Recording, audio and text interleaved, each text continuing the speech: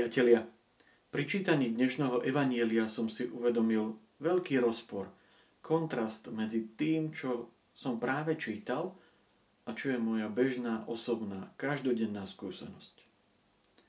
Evanjelista Lukáš hovorí: Ježiš stál pri Genezareckom jazere a ľudia sa na ňo tlačili, lebo chceli počuť Božie slovo. Ja sa každý deň stretávam s ľuďmi, ktorí chcú počuť Božie slovo.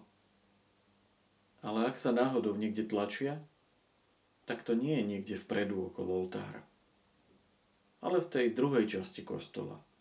Čím viac vzadu, niekde pod chorusom alebo pri bráne, pri dverách.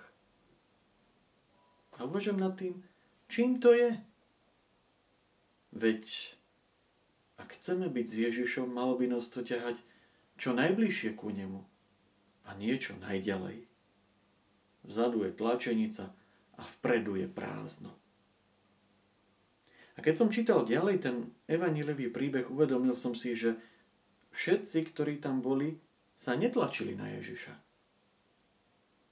Bol tam Peter, ktorý sedel vo svojej loďke, opravoval siete a popri tom počúval. On sa netlačil.